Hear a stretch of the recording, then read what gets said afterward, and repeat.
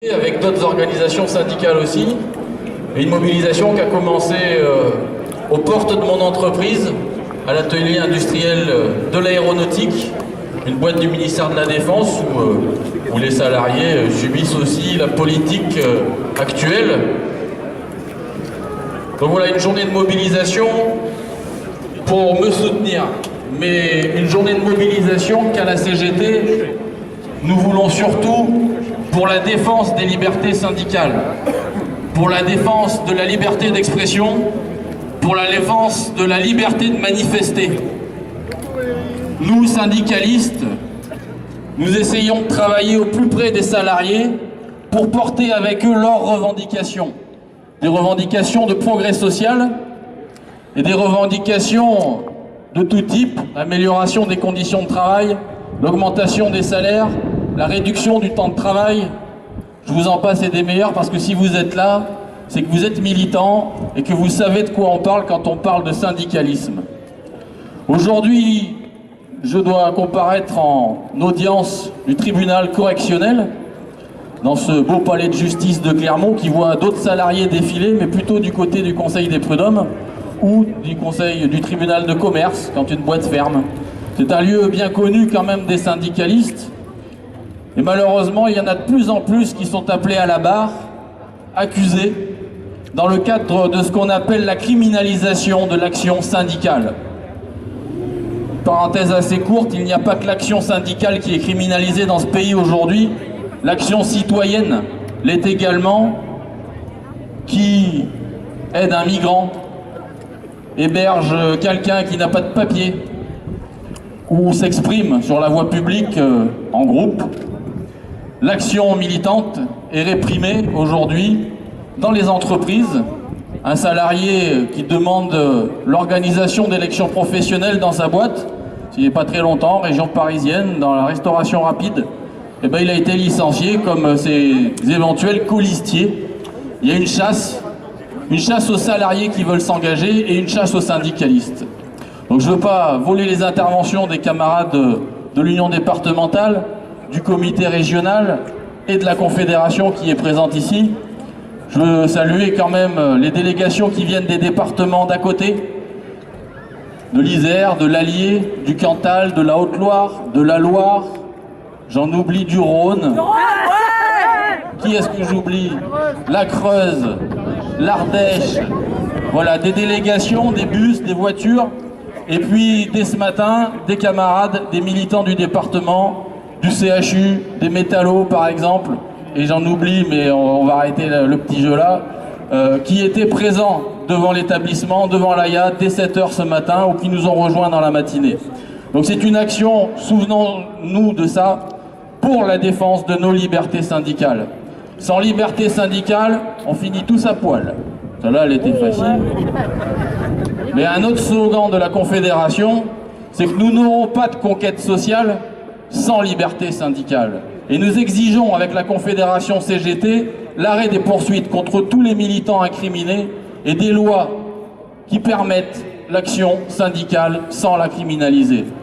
Bien au contraire de ce qui se passe avec un projet de loi des Républicains dont les camarades vont vous parler. On perd beaucoup de temps dans ces situations.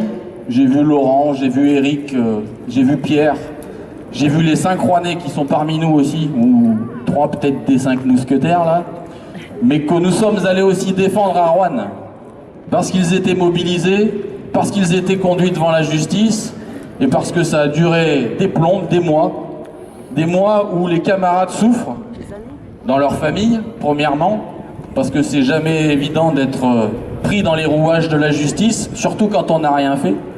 Mais tous les accusés disent qu'ils sont innocents. Moi je le suis, je vous le garantis. Nous n'avons fait que distribuer des tracts sur un péage. Et s'il le faut, nous y retournerons. Et en tout cas, on a l'intérêt, l'espoir de pouvoir retourner sur un péage distribué comme sur chaque carrefour de la ville où nous distribuons nos informations syndicales pour ancrer la mobilisation au plus près des travailleurs. Petite parenthèse pour finir, et après je passerai la parole aux camarades. Sur des mobilisations qui se construisent et des mobilisations qui ne sont pas forcément issues de notre camp. Je veux parler là des Gilets jaunes et du 17 novembre Et il y a d'autres dates qui fleurissent. Les parkings autour sont farcis de petits tracts qui appellent au 17 novembre. C'est une mobilisation qui est issue des milieux patronaux et des milieux de droite et d'extrême droite. Donc s'il y a un problème sur le gasoil, s'il y a un problème sur l'énergie, parce que moi ma facture GDF elle a augmenté 5,5% aussi là je crois, c'est pas que le gasoil qui est en compte, c'est les services publics de l'énergie, les services publics des transports, c'est les politiques de l'emploi, où on fait aller bosser des gens à 60 bornes de chez eux, quand ils ont la chance d'obtenir un travail, le Saint Graal. Donc nous ne serons pas, en tout cas pour la CGT, de cette mobilisation, parce qu'on sait d'où elle vient, et parce qu'on a bien d'autres revendications à porter. Et si on veut continuer de pouvoir porter nos revendications avec les salariés, dans l'intérêt de ces salariés, dans l'intérêt des retraités de ce pays et dans l'intérêt de nos enfants, parce qu'on leur laisse une société juste après nous, défendons à tout prix nos libertés syndicales. Et encore une fois, merci de votre soutien. On doit, pour quelques infos techniques, a priori, il y a plusieurs affaires dans cette audience correctionnelle, mais on sera loin de passer en dernier. On devrait pouvoir se libérer tranquillement, et on espère avec ma relax. Merci à vous.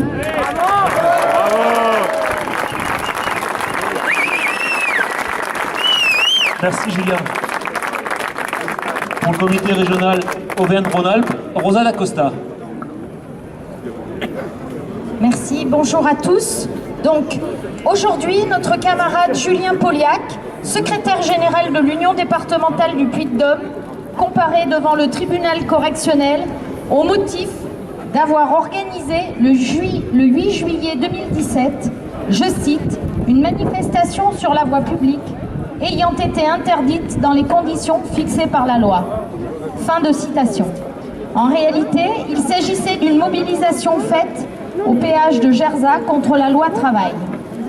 Habituellement, tout projet de manifestation fait l'objet d'une déclaration de la part d'une organisation syndicale auprès du préfet. Toutes les organisations procèdent de la même façon. C'est une pratique habituelle qui n'a jamais été contestée. Et brutalement, les autorités mettent en avant des dispositions légales qui jusqu'à maintenant n'avaient jamais été utilisées. Au-delà de ces prétextes de procédure administrative, c'est une nouvelle attaque contre un militant syndical, un militant CGT dans un environnement de remise en cause de la liberté syndicale, du droit d'expression, de la liberté de manifester. En effet, depuis quelques années, le droit des salariés fait l'objet d'attaques sans précédent. Après la première loi travail de 2016, avec les ordonnances Macron 2017, c'est l'ensemble des dispositions du Code du travail qui sont remises en cause.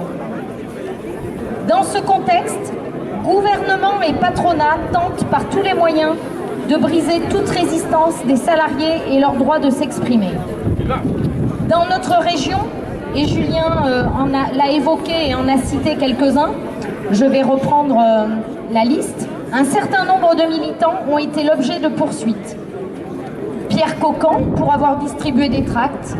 Tout récemment, Laurent Indrusiac pour avoir dénoncé les conditions de travail chez Environnement Recycling, mais également ceux de Roanne, Éric Collin, nos camarades cheminots, Laura Piéfer, inspectrice du travail, des lanceurs d'alerte, mais aussi pour en avoir discuté avec les camarades de l'inspection du travail, les pressions sont très très fortes vis-à-vis de leur travail et il y a beaucoup de criminels.